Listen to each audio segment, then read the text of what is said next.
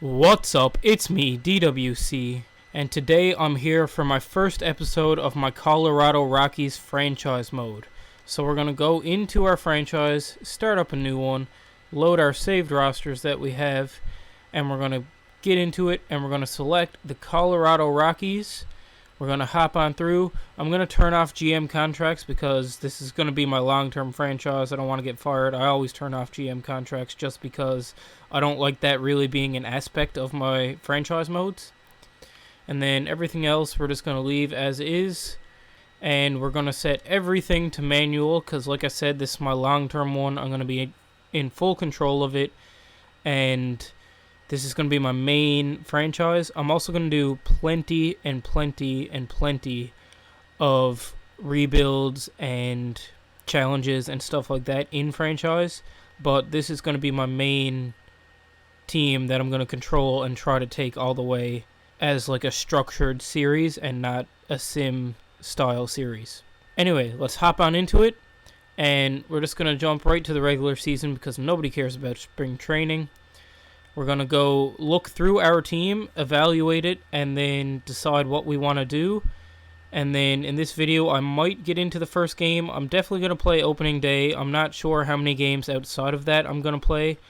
I'm going to see if I get any feedback and see if people want me to play or sim or what I want to do. But like I said, I'm going to be playing at least the opening day game. And we'll either put it on this video or at the start of the next video. But we're going to take a look at our team. We'll start off with our pitching. We have German Marquez as our top pitcher. I'm fine with keeping him.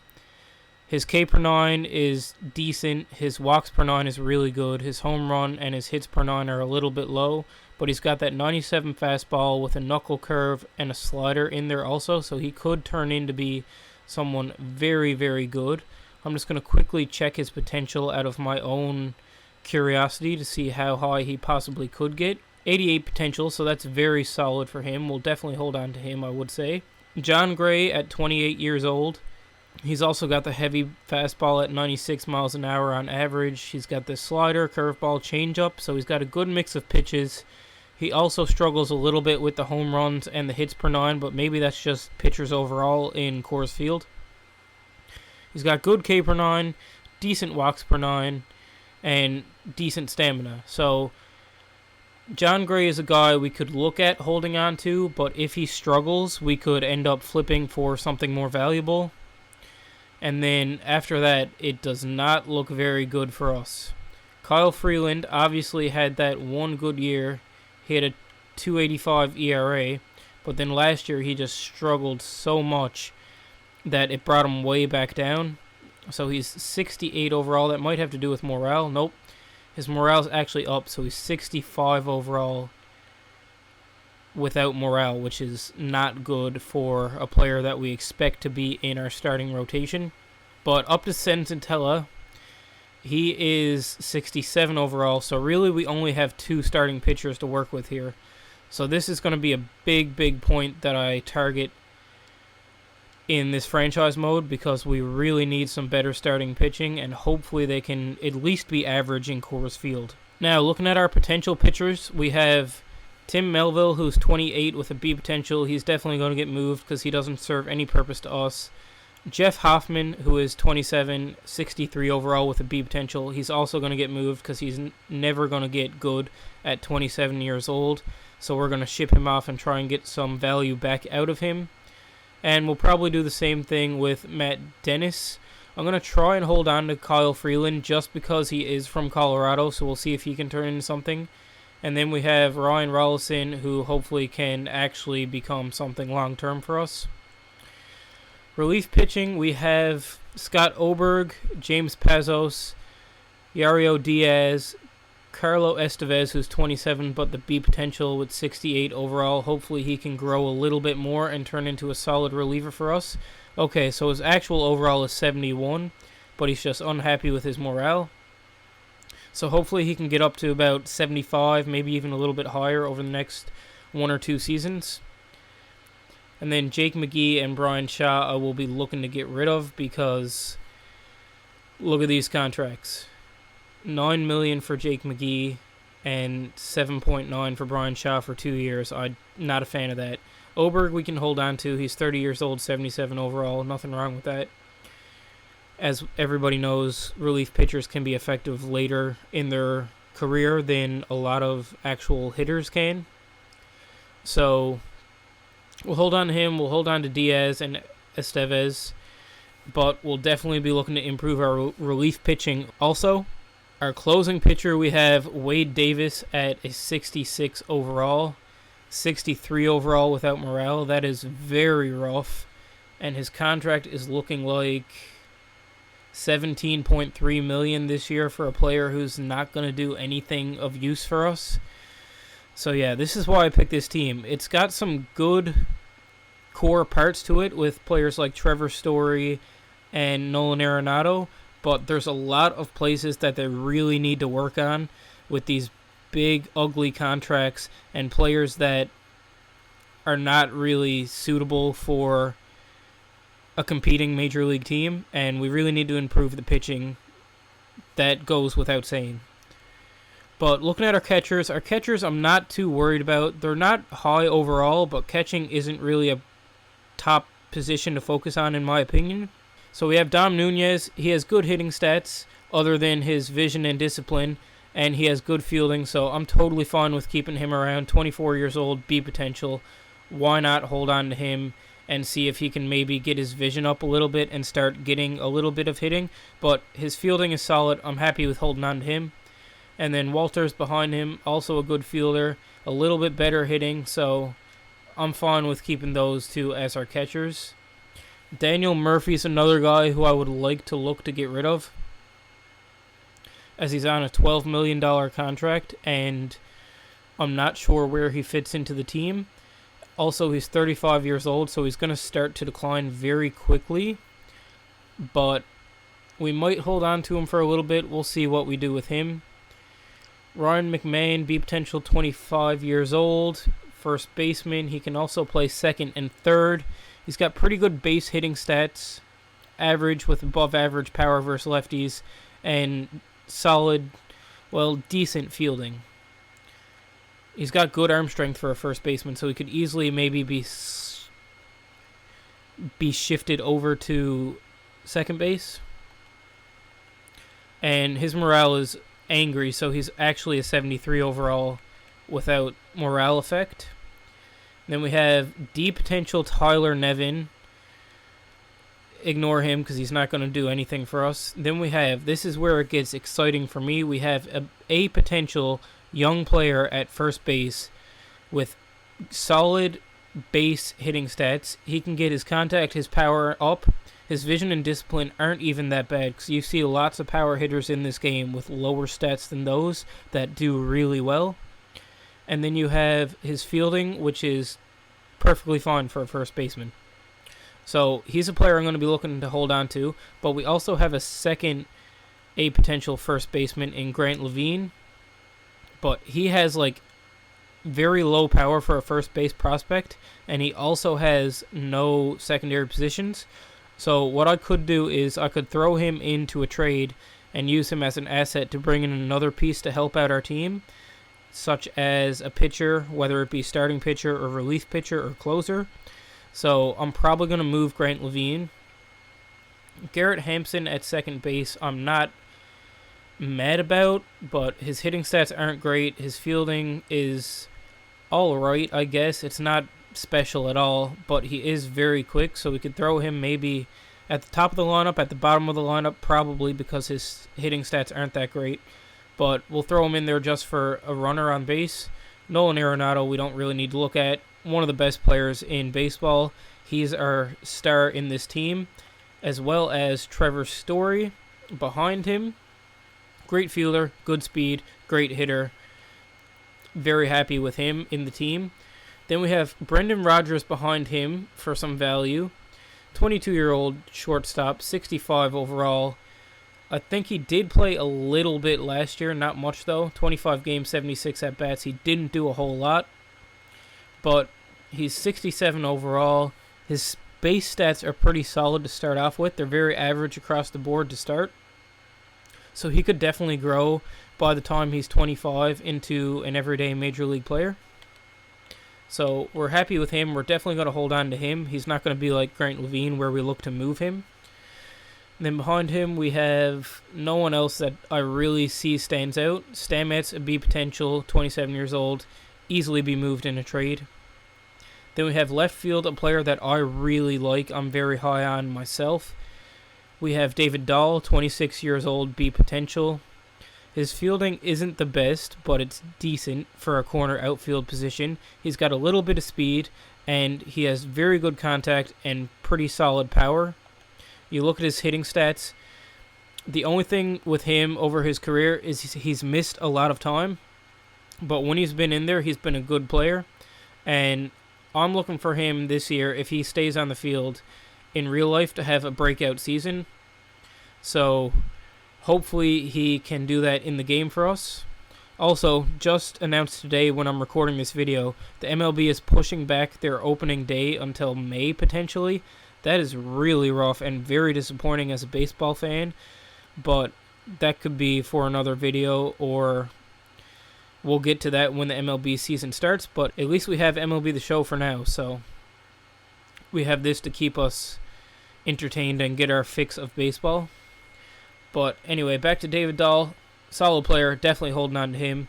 Behind him, we have a B potential 25-year-old who's 58 overall. Again, another piece we can use for a trade with that B potential. Center field, we're going to need to do a bit of work.